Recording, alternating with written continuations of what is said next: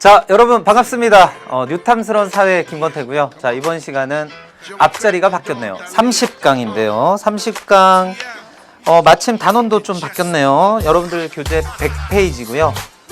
굉장히 의미 있는 강좌네요. 쪽수도 100쪽이고 강좌 숫자도 30강이고 그 다음에 단원도 금융환경과 합리적 소비, 그래서 글로벌 시대의 경제교육과 경제활동과 금융거래. 이 단원의 이름을 봤을 때 뭔가 스케일이 좀 크죠. 그러니까 글로벌 경제 이런 말이 나오면요, 우리가 경제학에서도 거시경제라는 파트가 있습니다. 그러니까 미시경제는 작게 보는 경제고요, 거시경제는 크게 보는 경제예요. 그러니까 글로벌 경제니까 이거는 굉장히 큰 거죠. 우리가 이렇게 얘기합니다. 경제학을요, 여기 스튜디오는 굉장히 공기가 깨끗하기 때문에 미세먼지가 별로 없는데요. 요즘 미세먼지 많죠? 미세먼지, 아주 작은 먼지를 얘기하는 거예요. 미시경제, 작은 시각으로 경제활동을 바라보겠다. 그러니까 예를 들면 개인의 소비활동, 기업의 생산활동 이런 것들을 보겠다는 게 미시경제학이고, 거시경제학은 이제 좀 스케일이 큰 거죠. 국가 간의 어떤 무역이라든가 또는 국가 간 화폐 교환, 환율이라든가 어떤 국민 경제와 관련된 이야기들, 이런 것들을 우리가 거시경제라고 이야기합니다. 여러분들 혹시 인플레이션이 뭔지 아나요? 인플레이션, 물가 상승, 지속적인 물가 상승, 인플레이션이라고 합니다. 자, 요런 주제들을 다루는 경제학이 거시경제인데요. 이제 여러분들이 거시경제에 한번 맛보기 강좌다, 이렇게 바라봐 주셔도 될 것 같고요. 자, 이번 시간에 진짜 중요한 이야기가 포함되어 있습니다. 바로 환율 얘기인데요. 이 환율이라는 주제는 정말 중요하죠. 이건 왜 중요하다고 선생님 이야기 안 드릴게요. 그냥 중요해요. 환율 진짜 중요합니다. 여러분들 앞으로 삶에서도 중요하고, 환율이 어떻게 움직이느냐에 따라서 우리 경제가 흐름이 바뀌기 때문에 환율이라는 건 굉장히 중요합니다. 자, 그 내용을 오늘 소개를 드릴 테니까 여러분들 오늘은 선생님 이렇게 말씀드리고 싶어요. 교재 내용 정리할 때는 조금 가볍게 보시고, 선생님이 좀 무겁게 가자 얘기하는 파트에서는 필기 꼼꼼히 하시면서 집중해서 바라봐 주시면 되겠습니다. 자, 오늘의 궁금증입니다. 자, 오늘의 궁금증인데요. 선생님 잠깐 떨어뜨렸어요. 오늘의 궁금증이에요. 자, 글로벌 경제란 무엇인가요? 글로벌 경제, 이거 여러분이 잘 아는 말로 한번 바꿔볼까요? 세계화 또는 개방 경제, 이런 말을 우리가 사용을 합니다. 이 세계화라는 것도요, 문화적 의미에서의 세계화가 될 수도 있고요. 이제 우리는 경제적 의미에서의 세계화를 중점적으로 공부하겠다 하는 거예요. 자, 그 다음 두 번째, 글로벌 경제가 국민 경제에는 어떤 영향을 주나요? 글로벌 경제가 개인에게는 어떤 영향을 주고 국민 전체 경제 활동에는 어떤 영향을 주나요? 이거에 대해서 공부할 거예요. 그러니까 국민 경제만 바라보는 게 아니라 개인도 바라볼 거예요. 예를 들면 글로벌 경제, 외국과의 무역이 늘어나고 자본이 왔다 갔다 하는 게 이제 굉장히 활발한 시대에 우리가 살고 있습니다. 외국 자본이 들어오기도 하고 우리 자본이 나가기도 해요. 이런 경제 시스템 속에서 개개인은 어떤 영향을 받고 우리 국민 경제는 어떤 또 영향을 받는가. 우리가 항상 동전의 양면이 있는 것처럼 부정적 측면과 긍정적 측면이 공존합니다. 이 두 가지를 우리가 다 분석을 해볼 거예요. 그러니까 결국 분석은 네 가지죠. 개인에게 주는 긍정적, 개인에게 주는 부정적, 그 다음 국민 경제에 주는 긍정적, 부정적, 총 네 가지를 정리하고요. 그 사이에 중요한 얘기인 환율 얘기를 드릴게요. 자, 그 다음 세 번째, 자본시장의 개방으로 인한 영향은 역시 마찬가지입니다. 자, 지금부터 교재에 있는 내용을 좀 간단하게 정리하고, 먼저 이 얘기는 좀 재미가 없어요. 선생님 미리 말씀을 드립니다. 이 얘기는 재밌는 주제는 아니에요. 왜냐하면 좀 뻔하잖아. 뻔한 내용이잖아요. 일반적인 내용이기 때문에. 자, 국경을 초월한 경제활동, 이렇게 타이틀 한번 붙여보겠습니다. 자, 국경을 초월한 경제활동이다.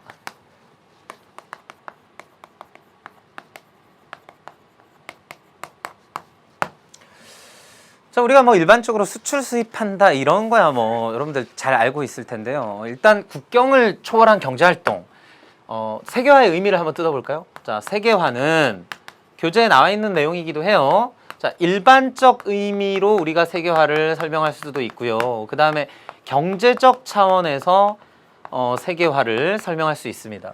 자, 일반적 의미로는요, 이제 국가 간의 어떤 문화, 교류의 증대, 이런 게 바로 세계화죠. 그 다음에 관광객들이 나가기도 하고 외국 사람들이 우리나라에 많이 들어오기도 하고 뭐 거주나 또는 여행, 거주나 여행 이런 것들의 증가, 뭐 이런 것도 세계화의 한 흐름이라고 볼 수 있죠. 이런 것들이 가능하게 된 이유는 교통과 통신의 발달, 뭐 우리가 이런 식으로 얘기하는데요. 뭐 인터넷 보급 이런 것도 세계화에 한몫했다. 이 정도는 뭐 아주 기본적으로 깔고 갑시다. 자, 그 다음에 이제 어떤 이런 것도 일반적 의미에서의 세계화예요. 어떤 사회 문제가 그 사회 문제로 끝나는 게 아니라 국제 사회로 확산이 되는 그런 것들을 우리가 세계화의 흐름이다. 이렇게 이야기를 합니다. 여러분들 우리 뉴스를 보면요. 이 국내 뉴스가 뭐 한 70% 되면 나머지 30%는 국제 뉴스들이 엄청 많죠. 뭐 최근에 나오는 국제 이슈들을 보면 뭐 우크라이나 크림 반도를 놓고 러시아와 막 이렇게 갈등이 벌어지고 막 이런 얘기 나오잖아요. 이런 것들을 우리가 피부로 뭐 우리 바로 옆에서 일어나는 일인 것처럼 우리가 접하면서 살고 있죠. 그게 일반적 의미의 세계화입니다. 그럼 경제적 의미에서의 세계화는 일단은 상품의 수출과 수입 이게 증가하는 그게 바로 일반 경제적 의미에서의 세계화의 어떤 한 흐름이라고 볼 수 있고요. 상품의 그러니까 무역의 어떤 그런 확대뿐만 아니라 최근에는 금융 거래의 확대 요게 또 굉장히 중요한 화두예요. 금융 거래 확대가 아주 중요한 경제적 의미의 세계화.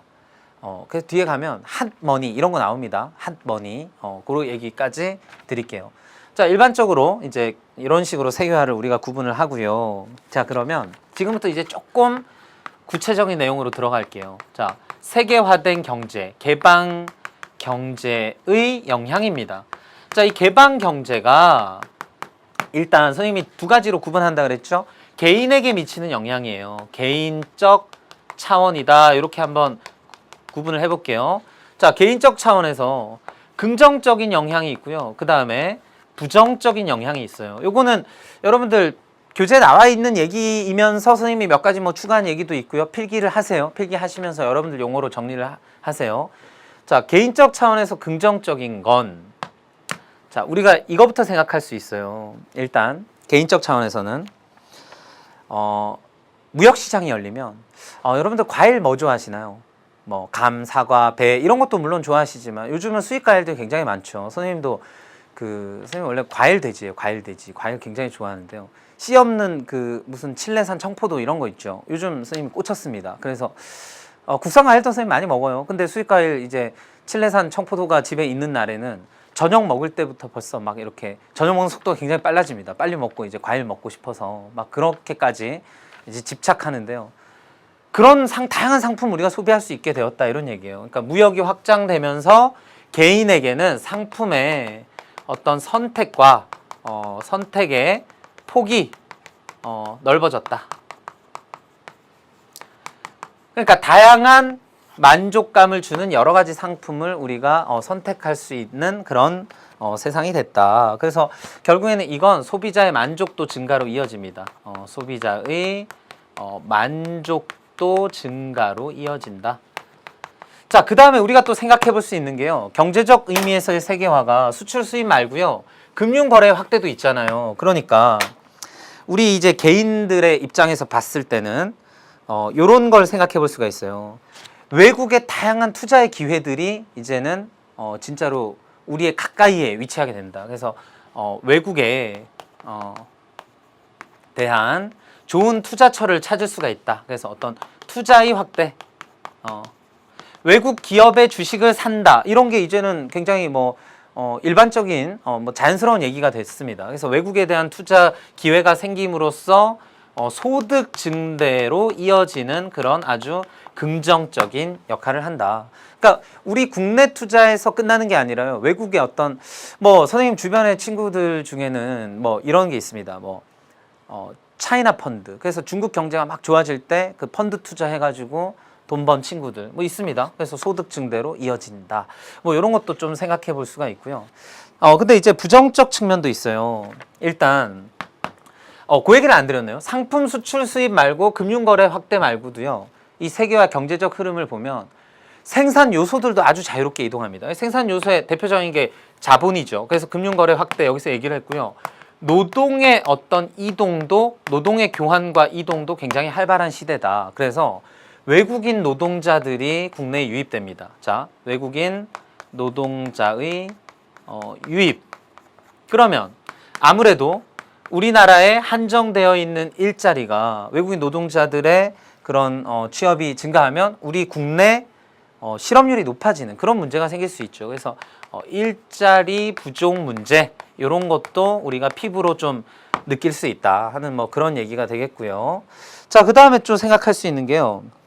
자, 우리가 외국에 대한 투자가 확대되는 것처럼요. 외국에서도 우리 국내 주식시장에 들어오는 투자 자금이 굉장히 많습니다. 여러분들 우리나라 주식시장 중에 외국인이 점유하고 있는 게 한 30%대에서 왔다 갔다 합니다. 그러니까 100억이 있으면 30억은 외국인이 갖고 온 투자 자금이란 얘기예요. 근데 외국인들의 투자는요. 국내 투자들도 물론 마찬가지겠지만 굉장히 단기적인 성격을 갖고 있는 투자 자금들이 있어요. 그러니까 들어왔다가 주가 띄워놓고 발 빼는 거죠. 그렇게 단기적 어떤 외국인들의 그런 투자로 인해서 국내 그 개인적인 아주 소규모 투자자들을 뭐라 하죠? 개미 투자자들이다 이렇게 얘기하죠. 그 개미 투자자들이 입는 손실이 굉장히 크다는 겁니다. 그래서 이걸 이제 정리하면 투기 자본이 유입되면 투기적 자본이 유입되면 그러면 우리 주가가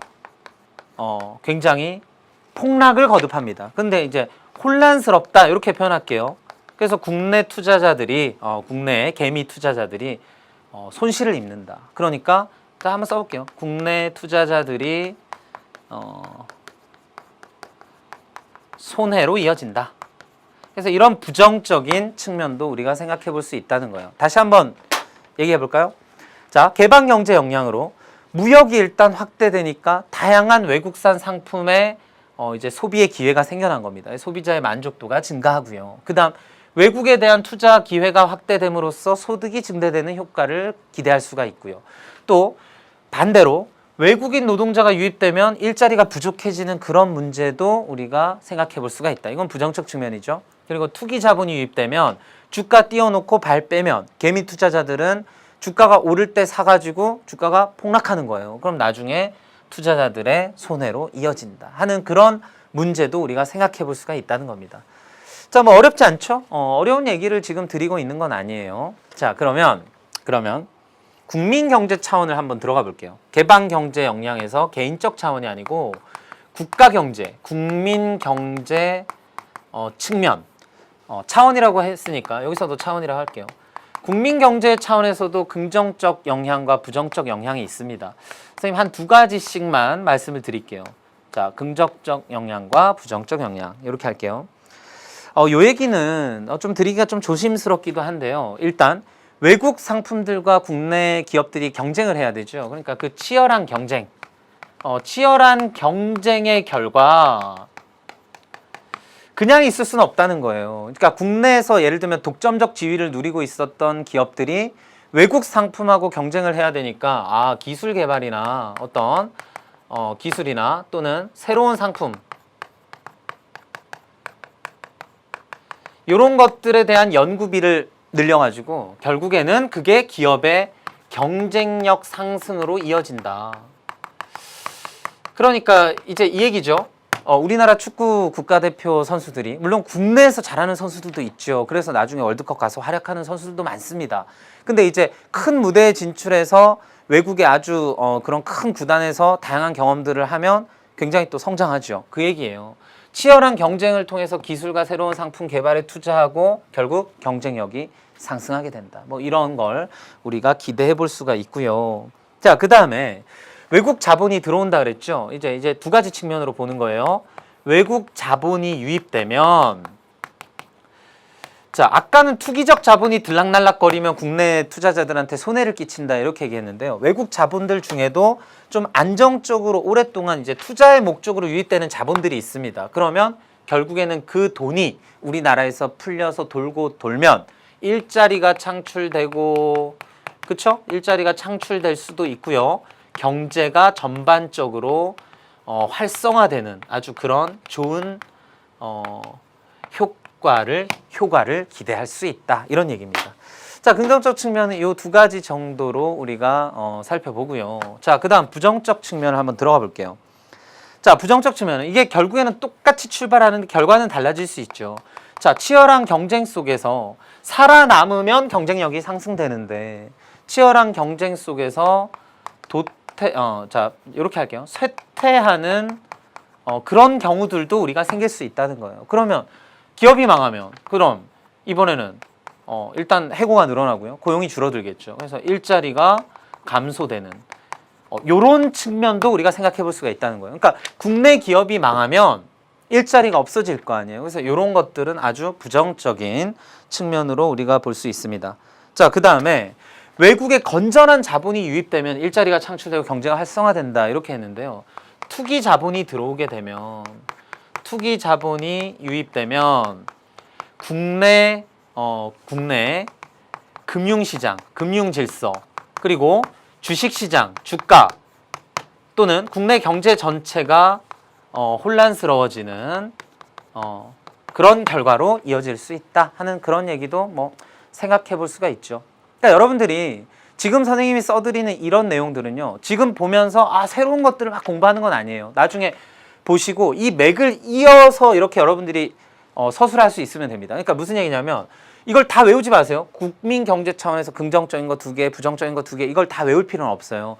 이런 흐름으로 전개될 수 있고 이런 흐름으로 전개될 수 있고 이렇게 될 수 있고 이렇게 될 수 있다 하는 그런 맥락을 여러분들이 논리적으로 인과관계만 정확하게 설명해낼 수 있으면 됩니다. 자, 이렇게 하고요. 자, 한 가지만 더 해볼까요?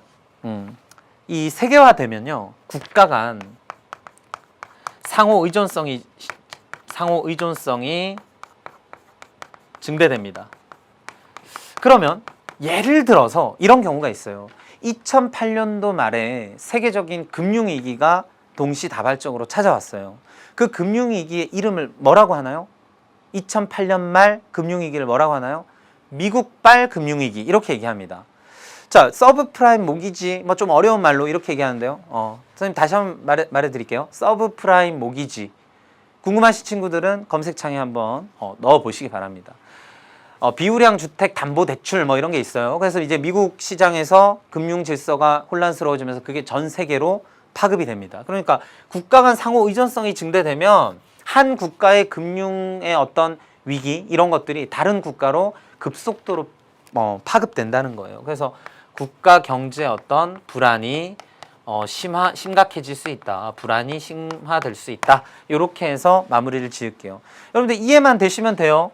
긍정적, 부정적 쭉 읽어보시고 다시 한번 정리하시길 바랍니다. 자, 그러면 이제 뻔한 얘기들은 이제 여기서 마무리를 짓고요. 근데 여러분 선생님 자꾸 뻔한 얘기라 해서 그럼 선생님 이건 안 중요해요? 그렇진 않아요. 여러분들한테는 이게 뻔한 게 아닐 수 있잖아요. 선생님한테는 이게 너무나 일반적이니까 그냥 뻔하다 얘기를 하지만 결국에는 시험에 나오는 얘기들은 선생님 방금 드렸던 이런 얘기들을 맥락을 여러분들이 구성할 줄 아느냐 이걸 갖고 문제풀이 하셔야 합니다. 자, 그럼 지금부터 선생님 무슨 얘기를 드릴 거냐면 여기에 이제 환율 얘기가 나와요. 여러분들 교재 선생님 어딘지 짚어드릴게요. 그 중간에도 나와 있고요. 왼쪽에 보면 이렇게 작은 글씨로 뭐 생산요소, 금융자본, 주가, 환율 이렇게 나와 있죠. 이 환율에 대해서 선생님 좀 설명을 드리겠습니다. 이 환율이라는 건요. 잘 아실 거예요. 이 환율이라는 건 왜 환율이죠? 환율이 왜 환율이죠? 외국 돈과 우리나라 돈의 뭐예요? 환율, 교환 비율이에요.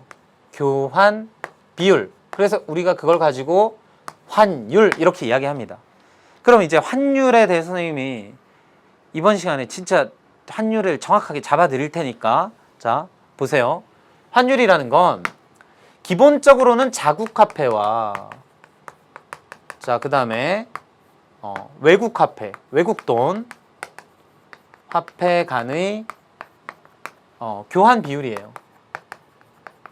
근데 이걸 좀 쉽게 생각하면 이제 이렇게 합니다. 여러분들 환율 대표적인 외국 돈 뭐가 있죠? 달러가 있습니다. 1달러. 1달러에 지금 현재 예를 들어서 1,000원이다. 우리 원화 쓸 땐 이렇게 씁니다. 1달러에 1,000원이다. 이게 환율이에요. 그럼 보세요. 자, 이 칠판 지우개가 하나에 뭐 3,000원이다. 이 칠판 지우개의 시장 가격이라는 게 있어요. 분필이 하나에 200원이다. 종이가 한 장에 150원이다. 이렇게 각 상품은 가격이 있습니다. 외국 돈도 값이 있어요. 1달러라는 외국 돈이 그 돈을 살려면 얼마가 필요하다? 1,000원이 필요하다. 그래서 요 말을 바꾸면요. 이렇게 바꿀 수 있어요.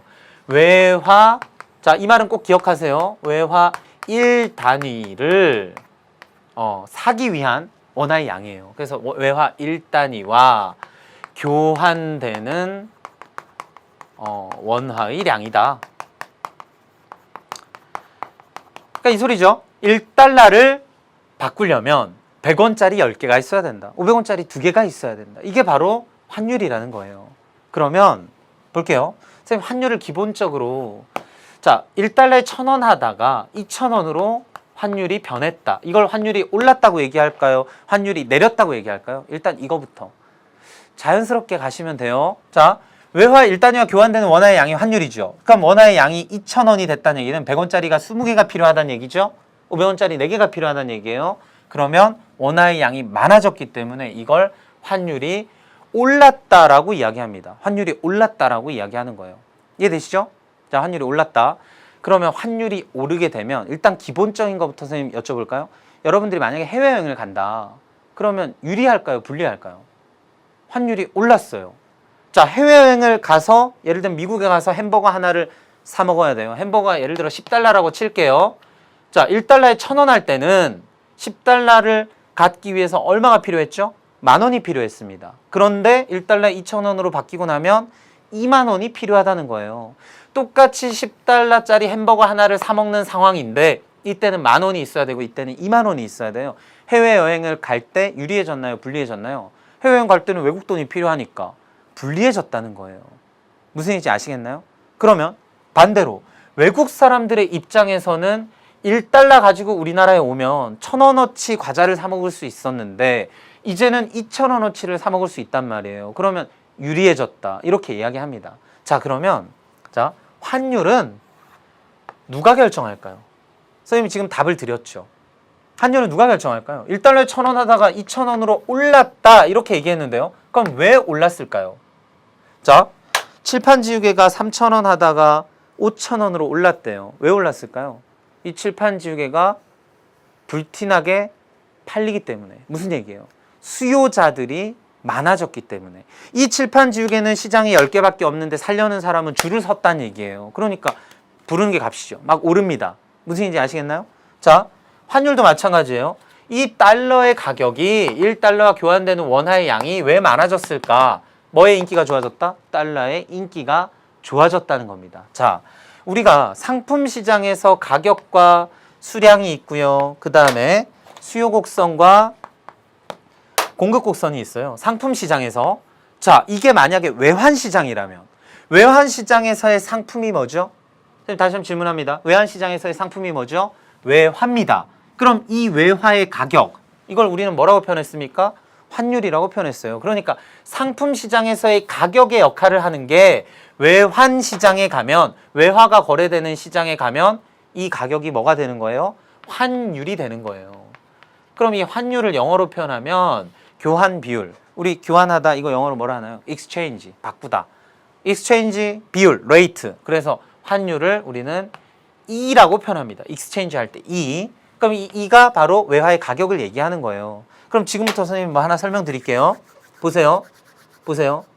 외화의 수요가 증가합니다. 그럼 외화의 수요가 증가하면 외화의 수요 곡선이 어디로 움직이나요? 여러분들 이거 선생님 안 배웠는데 이거 어떻게 하나요? 여러분들 중학교 때 다 배웠어요. 다시 한번 상기시켜 볼게요. 자, 이건 수요 곡선이에요. 환율이 떨어지면 외화가 만만해지죠. 외화가 만만해지죠. 맞습니까? 환율이 떨어지면 외화가 만만해져요. 2,000원 하던 게 1,000원으로 바뀌면 이제는 1,000원만 있어도 1달러로 살 수 있군. 만만해집니다. 그러면 사람들이 해외여행을 많이 가겠죠. 그럼 달러를 많이 사 모을 겁니다. 달러가 많이 필요해질 겁니다. 맞죠? 그러면 수요량이 어떻게 될까요? 많아져요. 그러니까 역시 외환 시장에서의 수요 곡선도 상품 시장에서의 수요 곡선처럼 이렇게 그려집니다. 공급 곡선 이렇게 그려집니다. 그러면 만나는 점에서의 가격이 뭐예요? 이게 바로 환율이에요. 이게 바로 환율. 그래서 이 제로라고 할게요. 이 제로. 이게 바로 환율이에요. 그런데 수요가 증가했다. 그럼 수요 곡선이 오른쪽으로 이렇게 갑니다. 그럼 환율이 어떻게 되나요? 균형점이 바뀌죠. 이 점으로 바뀌죠. 환율이 상승하게 된다는 거예요. 자, 그러면 여기 선생님이 재밌는 걸 하나 알려드릴게요. 우리가 지금 이 환율 공부하는 이유가 뭐죠? 외국 자본이 우리나라에 자꾸 들어온다는 거죠. 외국 자본이 우리나라에 들어오면 환율에 어떤 영향을 끼칠까? 지금 이거잖아요. 외국 자본이 우리나라에 들어와요. 그러면 자, 우리나라 이렇게 있습니다. 자, 이거 우리나라 칠게요.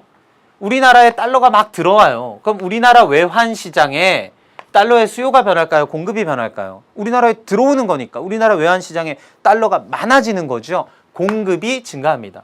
달러가 들어오면 공급이 증가해요. 달러는 왜 들어올까요? 달러를 왜 들어올까요? 우리나라가 자동차를 많이 팔았어요. 그럼 자동차를 판 대가로 돈을 받아오겠죠. 달러가 막 들어옵니다. 이해되나요?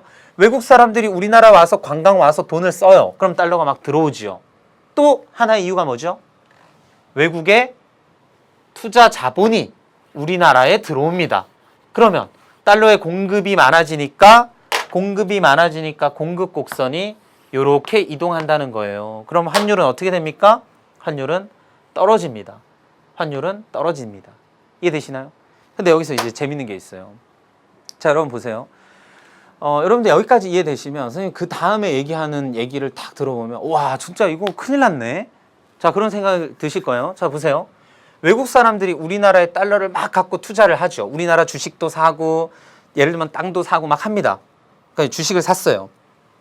그러면 환율은 어떻게 되죠? 외화의 공급이 늘어나니까 환율은 떨어졌죠. 그럼 1달러에 예를 들면 2,000원 하던 게 어떻게 바뀌었다는 거예요? 1,000원으로 바뀌었다는 거예요. 그러면 일단 외국 사람들이 우리나라 주식을 막 사니까 주가는 어떻게 됩니까? 주가도 마찬가지예요. 주가를 사려는 사람이 많아지면 주가는 올라갑니다. 그럼 주식 가격이 올라가죠. 자, 이때 외국 사람들 입장에서 환율이 떨어졌단 말이에요. 물론 극단적으로 2,000원 하던 게 갑자기 1,000원으로 떨어지진 않지만 선생님이 보여드리기 위해서 이렇게 극단적인 수치를 여러분들한테 드리는 거예요. 자, 어쨌거나 보세요. 자, 10달러를 가지고 처음에 투자를 하는 어떤 외국인이 있다. 그러면 그때 당시에 투자 원금이 우리나라 돈으로 따지면 얼마죠? 10달러니까 2만 원이죠. 1달러에 2,000원이니까 2만 원어치 우리나라에서 주식을 산 겁니다. 그러면 주식이 안 올랐다고 쳐볼게요. 안 올랐다고 쳐도 어떤 현상이 발생하냐면 2만 원어치 주식을 샀죠. 근데 환율이 이렇게 내린 거예요. 그러면 그 2만 원은 얼마가 되죠? 1달러에 1,000원이면 2만 원은 몇 달러가 되죠? 20달러가 되는 거예요. 여러분들 보셨나요? 깜짝 놀라셨죠? 다시 한번 보여드릴게요. 자, 그러면 쉽게 1달러를 투자했다고 생각해 볼게요. 자, 1달러를 투자했어요. 2,000원어치 주식을 삽니다. 맞죠? 주식 가격이 변동이 없다고 쳐도 그걸 1달러에 1,000원 할 때 바꿔서 나가면 2,000원이니까 몇 달러가 되나요? 1달러에 1,000원이니까 2,000원이면 2달러를 바꿔갈 수 있는 거예요. 그러면 외국 사람 입장에서 1달러 투자해서 2달러 가져나가는 거죠. 이해되시나요? 그러니까 우리나라 주식시장이 외국인들의 때로는 이렇게 외국인들의 어떤 의도에 따라서 흔들리는 그런 어떤 취약한 구조를 가끔은 보이기도 합니다. 요즘은 많이 튼튼해졌어요. 우리나라 주식시장이 많이 튼튼해졌긴 하지만 우리나라 주식시장의 70%는 국내 투자자들, 국내 기관들이거든요. 그래서 30% 정도가 들락거리는데 그걸로 인해서 외국 자본이 주식시장을 쥐고 흔드는 경우들도 가끔 우리가 뉴스에 많이 나옵니다. 그러니까 이렇다는 거예요. 외국인들이 투자하면 환율 떨어지고 그러면 외국인들 입장에서 환율 떨어진 상태에서 투자 원금을 빼가면 갑자기 더 많은 외화를 가지고 나갈 수 있다. 이걸 가지고 환차익이라고 합니다. 그러니까 환율의 변동으로 인한 그런 어부지리적인 차익, 그걸 환차익이라고 해요. 물론 그로 인한 손해를 환차손이라고 하기도 해요. 이건 조금 어려운 말이지만 어쨌거나 이런 어떤 메커니즘 여러분들 충분히 이해할 수 있을 거예요. 외화를 가지고 오면 외화의 공급량이 늘어나서 환율이 내려가면 그때 가서 투자 원금을 뺍니다. 그러면 더 많은 달러를 가져갈 수 있는 거예요. 그렇게 빼버리면 다시 외화에 대한 수요가 증가해서 뭐 환율은 증가하겠죠. 뭐 이런 식으로 외환 시장이 이 외국 자본에 따라서 환율이 흔들리게 되는 그런 현상도 우리가 목격할 수가 있습니다. 자, 환율 나온 김에 선생님 요 말씀만 드릴게요. 우리가 보세요. 환율이 오르면요. 우리나라 화폐 가치는 어떻게 된 거죠? 환율이 오르면 자, 1달러가 1,000원이랑 맞먹었는데 2,000원이나 필요해요. 우리나라 원화의 힘이 어떻게 된 건가요? 약해진 겁니다. 이해되시나요? 원화의 가치가 낮아진 거예요. 자, 원화의 가치가 낮아지면 해외여행 갈 때는 엄청 부담스러워지고 자, 1달러짜리 외국 수입 상품을 사올 때 1,000원이면 됐는데 2,000원 필요하니까 더 힘들어지는 거죠. 수입에는 부담이 커진다. 그러면 환율은 오르면 안 좋을까요? 좋은 점이 있습니다. 좋은 점이 있어요. 보세요. 자, 우리나라에서 생산한 칠판 지우개가 우리나라 거예요. 우리나라 제품인데 1,000원입니다. 자, 이때 1달러에 1,000원 할 때 외국으로 가면 이건 몇 달러죠? 1달러에 팔아야 이 회사는 1,000원 건질 수 있어요. 바꾸면 1,000원이니까 우리나라에서 판 거랑 똑같은 효과를 내는 거죠. 자, 그런데 1달러에 2,000원으로 올랐단 말이에요. 그러면 1,000원을 벌기 위해서는 이 가격을 얼마까지 낮출 수 있나요? 1,000원만 벌면 되니까 하나 팔 때 1,000원 벌면 되니까 0.5달러까지도 낮출 수 있습니다. 이해되시나요? 그러면 외국 사람들 입장에서 한국 칠판 지우개가 갑자기 가격이 어떻게 됐나요? 떨어졌죠. 그럼 우리나라 칠판 지우개가 인기가 엄청 좋아질 겁니다. 값이 떨어졌으니까. 경쟁 제품 일본 칠판 지우개, 대만 칠판 지우개보다 우리나라 거 더 많이 살 거란 말이에요. 그러니까 우리나라 입장에서는 수출이 늘어나는 그런 효과를 기대할 수 있습니다. 그러면 이런 생각하시는 친구들 있을 거예요. 선생님 왜 0.5달러까지 떨어뜨려요? 그래요. 맞습니다. 예를 들어 0.7달러까지 떨어뜨립니다. 그러면 1달러에 2,000원이니까 0.7달러에 팔아도 얼마 벌어오는 거죠? 1,400원 벌어오는 거예요. 그러니까 값을 낮추니까 상품의 판매량은 늘어날 테고 하나 팔 때 벌어오는 원화는 더 많아지니까 우리나라 수출 기업의 입장에서는 굉장히 좋은 겁니다. 그러니까 여러분들 요거 기억하세요. 자국 화폐의 가치가 떨어지면 수출에는 유리하다. 다시 자국 화폐의 가치가 떨어지면 즉 환율이 올라가면 수출에는 유리하다. 자, 여러분들 얘기를 조금 이제 전환을 시켜서요. 일본 총리가 누구죠? 아베입니다. 아베 총리의 경제 정책을 뭐라고 하나요? 경제가 영어로 이코노믹스. 그쵸? 이코노믹스. 아베 총리의 경제 정책을 아베노믹스라고 이야기해요. 아베노믹스. 아베노믹스의 핵심이 뭐냐? 바로 엔화의 양적 완화입니다. 자, 양적 완화라는 얘기는 돈을 풀겠다는 얘기예요. 엔화를 찍어내서 시중에 풀겠다. 그럼 엔화의 양이 많아지죠. 자, 여러분들 이거 기억하세요. 이 세상의 모든 건 양이 많아지면 가치는 떨어집니다. 맞죠? 양이 많아지면 가치가 떨어져요. 여러분들 집에 사과 한 알이 있을 때랑 10개 있을 때랑 사과의 소중함이 언제가 더 크죠? 하나 있을 때 소중함이 더 큽니다. 뭐든지 희소하면 희소할수록 가치는 커지는 거예요. 여러분들 선생님하고 여기에 원빈이 있어요. 원빈 아저씨가 있어요. 누구를 보나요? 원빈을 봅니다. 왜냐? 희소한 얼굴이죠. 그런 얼굴은 많지 않아요. 선생님 같은 얼굴은 길에 돌아다니면 사실 많습니다. 선생님 지금 좀 자폭하는데요.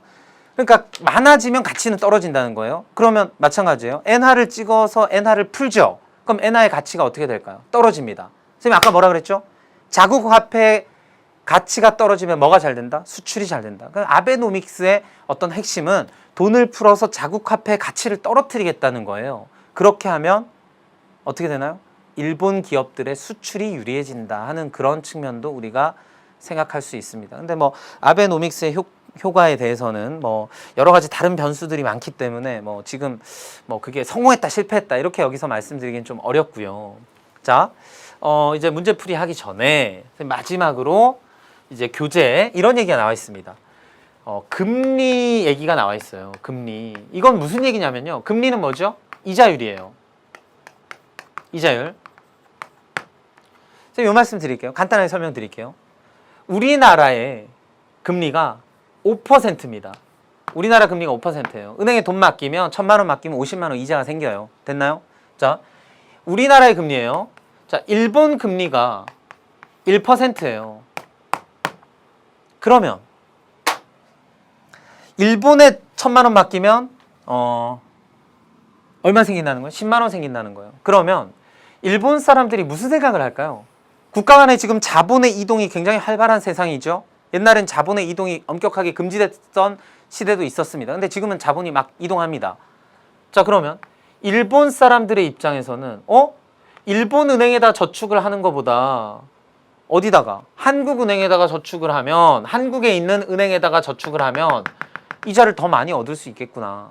그러니까 심지어 이런 사람들도 있는 거예요. 일본의 예금금리가 1%면 대출금리를 예를 들면 2%입니다. 자, 일본에서 은행에서 돈을 빌릴 때는 2% 이자를 물고 빌려오는 거예요. 그렇게 빌려와서 우리나라 은행에다 넣어놓으면 얼마 생기나요? 차익이 얼마 생기나요? 3% 생기는 거예요. 이해되시나요? 그러니까 각국의 금리에 따라서 외국 자본이 들어오기도 하고 빠져나가기도 하고 막 이럽니다. 이해되시나요? 그러면 이런 걸 갖고 이제 전문 용어로 뭐라고 얘기하냐면요. 캐리 트레이드라고 얘기해요. 캐리 트레이드. 트레이드라는 건 교환하다는 얘기고요. 캐리는 가지고 왔다는 얘기죠. 가지고 와서 바꿔서 여기서 투자했다 이런 얘기예요. 근데 지금 뭘 가지고 왔나요? 일본 사람들이 뭘 가져올까요? 엔화를 가지고 오겠죠. 그래서 엔 캐리 트레이드 이런 게 있어요. 그래서 이제 조금 이제 시사적인 얘기로 우리나라에는 뭐 김씨, 이씨가 많죠. 일본에는 와타나베가 많대요. 와타나베라는 이름을 가진 사람들이 많답니다. 그래서 집에서 있는 주부들이, 일본 주부들이 그냥 집에 있으면 뭐해? 그래서 요거라도 해야 되겠다. 인캐리 트레이드라도 해야 되겠다. 그래서 일본 은행에서 대출 받아서 우리나라 은행에다 갖다 집어넣는 이런 투자. 그래서 이런 투자를 하는 사람들을 와타나베 부인이라고 이야기하기도 합니다. 이런 건 이제 시사적인 얘기고요. 자, 2008년도 말에 미국발 금융위기가 찾아왔다 그랬죠. 그래서 미국이 자신의 경제를 살리고자, 자, 경제를 살리려면 돈을 걷어들여야 될까요? 풀어야 될까요? 이건 조금 전문적인 얘기인데요. 경제가 침체됐다는 얘기는, 경제가 안 좋다는 얘기는, 경기가 안 좋다는 얘기는 돈이 돌고 있지 않다는 얘기예요. 사람들은 지갑을 닫고 기업은 투자를 줄이고 생산을 위축시키고 이게 경기가 안 좋은 거잖아요. 그러면 돈을 뿌려주면 사람들 지갑에 돈이 생기고 기업들 주머니에 돈이 생기면 투자가 늘어나고 생산이 늘어나고 소비가 늘어나고 경제가 선순환됩니다. 이게 경제 활성화예요. 그래서 미국의 2008년도 말에 금융위기가 찾아오면서 경제가 굉장히 안 좋았는데 미국 정부가 대규모의 양적 완화 정책을 실시합니다. 돈을 풀었다는 얘기예요. 그러면 돈을 풀면 어떻게 될까요? 돈이 넘쳐나니까 그 나라에서는 이자율이, 돈이 귀하지 않은 거예요. 돈을 빌려준다 그래도 사람들이 별로 반가워하지 않아요. 돈이 많으니까 이자율이 떨어집니다. 그러면 일본이 그랬던 것처럼 미국도 이자율이 떨어지니까 그 낮은 이자율을 바라보고 미국 은행에다 집어넣지 않습니다. 달러를 가지고 금리를 세게 주는 나라에 가가지고 투자를 하는 거예요. 그럼 그 나라의 주식시장이나 또는 그 나라의 외환시장에 큰 변화가 찾아온다는 겁니다. 이해되시나요? 그런 흐름을 여러분들이 이 선생님 정도로 이제 그 금융의 흐름을 이해를 하려면 여러분들이 뉴스나 신문에만 조금만 관심을 더 가지시면 됩니다. 선생님도 뭐 그렇게 어려운 얘기를 하고 있는 건 아니에요. 자, 금리가 낮아지면 대출해서 다른 나라의 금리 높은 나라에 투자를 합니다. 그러면 그 나라의 주식은 올라가고요. 그 나라의 환율도 달라지고 금리도 달라지는 거예요. 환율은 어떻게 달라질까요? 그 나라의 외화의 공급이 많아지면 환율은 떨어지고요. 그리고 자본이 많아지면 금리 떨어지고요. 이렇게 되는 거예요. 그래서 외국 자본에 따라서 우리나라 환율과 주식시장, 그 다음 금리까지도 영향을 받는다 하는 얘기가 여기에 간단하게 나와 있습니다. 선생님이 좀 자세하게 설명을 드려서 그렇지 여기에 굉장히 간단하게 교재에 나와 있습니다. 자, 그러면 지금부터 101쪽에 주제탐구 이야기만 몇 개 들어가 보도록 할게요. 자, 자본시장 개방의 득과실이다. 자본시장 개방으로 인해 금융자본의 국가 간 이동이 자유로워졌대요. 이로써 기업들은 필요한 자금을 국내 은행뿐 아니라 외국의 금융기관에서도 조달할 수 있게 되었다. 자, 이거와 관련해서요. 우리나라 기업들이 엔화로 기업에 필요한 자금을 빌려오는 기업들이 많았습니다. 엔화로 빌려오는 거예요. 그래서 그걸 원화로 바꿔서 우리나라에서 썼죠. 나중에 갚을 때는 뭘로 갚아야 되나요? 엔화로 갚습니다. 그러면 자, 엔화 환율은 100엔당 이렇게 계산하는데요. 한마디로 100엔당 1,500원에 빌려온 거예요. 근데 환율이 1,000원으로 내려갑니다. 그러면 엔화로 대출한 기업들은 좋아질까요? 나빠질까요? 완전 좋죠. 100엔을 빌려왔어요. 우리나라에서 얼마로 바꿨죠? 1,500원을 바꿨죠. 그래서 썼어요. 나중에 갚을 때 되니까 1,000원만 있으면 100엔 만들어서 갚을 수 있어요. 훨씬 좋죠. 근데 반대적인 경우도 있단 말이에요. 1,000원에 빌려왔는데 환율이 1,500원으로 올랐다. 그럼 갚을 때 완전 이 기업들은 엄청난 타격을 받게 되는 겁니다. 이런 것도 여러분들이 좀 생각해 볼 수가 있어요. 자, 한편 선진국의 금리 정책이 우리나라의 금리를 영향을 줄 정도로 국가 간의 상호 의존성이 높아지면서 최근에는 한 지역의 금융위기가 전 세계로 전파되는 문제점이 나타나고 있다. 2008년 미국발 금융위기와 2011년 이후 유럽 국가들의 재정위기는 그들만의 문제가 아니라 순식간에 전 세계로 퍼져서 대다수 국가들의 경제에 타격을 입혔대요. 경제의 대외 의존도가 높은 우리나라의 경우는 다른 나라에 비해서 훨씬 더 많은 영향을 받는다. 이런 얘기가 나와 있습니다. 여러분들 미국 주가의 움직임에 따라서 우리나라 주식시장도 굉장히 많이 영향을 받습니다. 그 정도 기억을 하시고요. 자, 선생님이 한머니 이런 게 있다 그랬는데요. 이 한머니는 단기 투자 자금, 치고 빠지는 투자 자금 이런 것들을 한머니라 그래요. 자, 그래서 한머니의 문제점에 대해서 지금 글이 나와 있습니다. 여러분들 한번 읽어보시고요. 한머니가 이런 문제가 있구나. 그래서 이런 것들을 좀 규제하기 위한 그런 제도나 이런 장치들이 좀 필요합니다. 우리나라도 외국의 그런 투기적 성향의 자본으로 인해서 굉장히 많이 피해를 입은 사례들이 좀 있습니다. 여러분도 좀 아시는 친구들이 있겠지만 외국의 그런 그 헤지 펀드 같은 그런 공격적인 단기 그 투기 자본들이 우리나라에 들어와서 막 회사를 흔들어 놓고 막 나가고 자기들은 이제 돈을 벌어 나가고 뭐 이런 경우들이 간혹 있습니다. 자, 이렇게 해서 이제 문제를 한번 풀어볼게요. 문제는 쉬워요. 우리가 공부한 내용만큼의 수준으로 문제는 나오지 않습니다. 자, 볼게요. 밑줄 친 내용에 해당하는 기업가의 활동으로 보기 어려운 것은 자, 최근 들어 자유무역의 확대와 자유무역이 뭐죠? 국가 간의 무역을 하는데 관세를 안 받겠다, 관세를 줄이겠다 하는 게 자유무역이에요. 관세가 뭡니까? 관세. 외국 상품에 대해서 정부가 부과하는 세금이에요. 우리나라 자동차가 미국에 수출하는데 미국 정부가 우리나라 자동차에 세금을 부과합니다. 우리나라가 중국산 농산물에 세금을 부과해요. 그 이유가 뭐죠? 자국 산업을 지키기 위한 목적도 있다는 거예요. 그런데 그걸 서로 안 받겠다. 그럼 뭐예요? 자국의 산업이 일부 피해를 보지만 수출하는 그런 분야에서 이득을 보기 위해서 그런 정책을 실시하는 겁니다. 그래서 그게 FTA죠. FTA.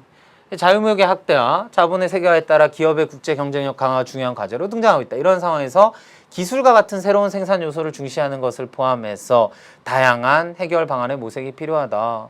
뭐 다 읽어보면 맞는 얘기인데 3번은 뭐예요? 기업 간 합의를 통해서 시장 가격을 조정한다. 이걸 갖고 전문용어로 두 글자로 뭐라 하죠? 기업 간 합의를 통해 시장 가격을 조정한다? 담합행위예요. 분명한 불법행위입니다. 자유시장 경제체제에서 담합은 불공정 거래 행위죠. 이렇게 하면 안 된다. 이제 올바르게 경쟁해라. 뭐 이런 식으로 이야기할 수 있겠네요. 자, 답은 3번이고요. 자, 그 다음 2번 볼게요. 그림과 관련해서 옳은 진술을 보기 위해서 고른 것은 자, 외국인 주식 매수가 크게 늘었다. 매수가 뭔지 일단 알아야죠. 매수가 뭘까요? 반대말은 매도입니다. 그러니까 매도는 파는 거고 매수는 사는 거예요. 외국인들이 우리나라 주식을 막 사는 거예요. 근데 언젠가는 팔 것 같은데 하면서 이 기사를 보고 있어요.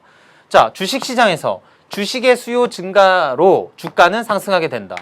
자, 어떤 회사에 주식이 있습니다. 살려고 하는 사람이 막 많아져요. 주가는 오릅니다. 주가는 상승하게 된다. 맞고요. 자, 그 다음 외국인의 국내 주식 투자로 주가의 변동성은 훨씬 더 커지죠. 외국인들이 들어왔다 나갔다 하면서 주가가 출렁출렁합니다. 훗날 외국인의 주식 처분은 주식시장에서 수요 감소의 요인이 된다? 자, 보세요. 외국인들이 갖고 있던 주식을 처분합니다. 그럼 주식시장에 그 주식이 팔려고 나오겠죠. 그럼 팔려고 나왔다? 공급이 증가하는 요인이 된다. 수요 감소가 아니고 공급 증가의 요인이 된다. 자, 주식도 상품의 일종으로 외국인의 주식 매수로 무역 규모는 커지게 돼요. 무역이라는 건 수출 수입 얘기하는 거예요. 이 주식은 금융거래, 자본거래이기 때문에 무역 규모하고는 상관이 없습니다. 그래서 답은 1번 되는 거예요. 문제는 굉장히 간단하죠. 자, 그 다음 3번이에요. 자, 여러분들 미국발 금융위기 선생님이 여러 번 얘기했는데요. 그 중심에는 뭐가 있다 그랬죠? 서브프라임 모기지라는 게 있어요. 모기지. 이 모기지라는 건 주택담보대출을 얘기하는 거예요. 프라임이라는 건 뭐예요? 최고. 서브프라임은 최고가 아닌, 그러면 이걸 갖고 뭐라고 얘기하냐면요. 비우량 주택에 대한 주택담보대출을 얘기하는 거예요. 무슨 얘기냐면 우리나라도 그런 사람들 굉장히 많죠. 하우스 푸어라고. 그러니까 집을 갖고 있는데 그 집에 사실은 대출이 굉장히 많이 껴있는 거예요. 3억짜리 집인데 2억은 은행에서 빌린 거예요. 은행에서 왜 빌려주나요? 그 집을 담보로 빌려준 거예요. 근데 문제는 뭐냐? 빌릴 때는 2억 빌려가지고 내 돈 1억 더해서 3억짜리 집을 샀는데 집값이 떨어집니다. 집에 꼈던 버블, 거품이 꺼지면서 집값이 떨어지는 거예요. 1억으로 떨어졌어요. 그러면 이 은행빚 어떻게 갚을 거예요? 못 갚는 거죠. 가게가 파산하고, 가게가 파산하니까 은행도 파산하고, 이러면서 미국발 금융위기가 찾아온 거예요. 자, 국가가 뭐가 커져서 금융위기가 세계화되고 있다? 상호 의존성이 커져서 금융위기가 세계화되고 있다. 이런 식으로 표현하면 되겠습니다. 자, 그 다음 이제 4번은요. 우리 아직 안 배운 주제, 다음 시간에 배울 주제이기 때문에 얘는 잠깐 패스하고요. 자, 그 다음 5번이에요. 그래프는 수출의 경제 성장 기여를 나타낸 것이다. 그래프에 대한 분석으로 옳은 것은 국내 경제 활동은 내수, 국가 안에서 돌고 도는 그런 거 얘기하는 거예요. 그 다음 수출로 구성되며 경제 성장의 기여 요인 또한 내수와 수출로 양분된다. 자, 그럼 볼게요. 70년의 수출은 전년보다 적었다? 아니, 어떻게 아나요? 지금 70년에 나와 있는 게 뭐예요? 70년에 전체 수출 경제 성장 기여율이에요. 그 중에 그러니까 수출의 경제 성장 기여율, 경제 성장 중에 수출이 차지하는 비율이 13.1%만큼 기여했다. 이 얘기죠. 전년보다 적었는지는 알 수 없습니다. 자, 그다음 80년의 수출은 70년보다 이 얘기인가요? 아니잖아요. 지금 선생님 설명했죠? 지금 여기에 나와 있는 퍼센테이지는 뭘 얘기하고 있다고요? 경제 성장에 수출이 얼마만큼 기여했는가, 이걸 얘기하고 있는 거예요. 1990년의 수출은 전년도보다 이만큼 증가하였다. 이것도 아니고요. 전년 대비 2000년의 수출 증가액은 내수 증가액보다 많았다. 이건 어떻게 할까요? 자, 2000년에 자 50.4%예요. 그 얘기는 뭐예요? 전체 경제 성장한 거 중에 절반 이상은 수출이 차지했다. 이해되나요? 그럼 절반 이하는 내수가 차지했다. 그러면 수출 증가액은 내수 증가액보다 많았다. 요거는 옳다고 판단할 수가 있다. 그래서 답은 4번이 되겠네요. 자, 요렇게 해서 문제 풀어주시면 됩니다. 5번은 왜 안 되는지는 아시죠? 그 두 연도 간의 전체 크기를 비교할 수 없기 때문에 안 되는 겁니다. 자, 그것까지 해서 이제 글로벌 경제에 대해서 선생님이 여러분들 조금 어렵게 느끼셨을 수도 있겠다는 생각이 들어요. 근데 그렇습니다. 요 정도 수준까지는 여러분들이 좀 볼 수 있는 시야를 지금 기르지 않으면 나중에 고등학교 졸업하면 갑자기 시야가 넓어질까요? 그렇지 않습니다. 자, 2학년, 3학년 때 선택 과목 경제나 이쪽 분야를 선택 안 하는 친구들을 위해서 선생님이 여러분들 17살 나이에는 조금 어려울 법한 이야기를 오늘 많이 드렸어요. 근데 신문과 뉴스에 조금 관심을 많이 갖기를 바랍니다. 그러면 자연스럽게 시야가 좀 열릴 거예요. 자, 이렇게 해서 이번 시간 마무리하고요. 다음 시간에는 조금 우리랑 밀착된 주제, 가계의 경제활동과 합리적 소비로 들어가도록 하겠습니다. 자, 여러분 고생 많으셨고요. 다음 시간에 만나겠습니다. 수고하셨습니다.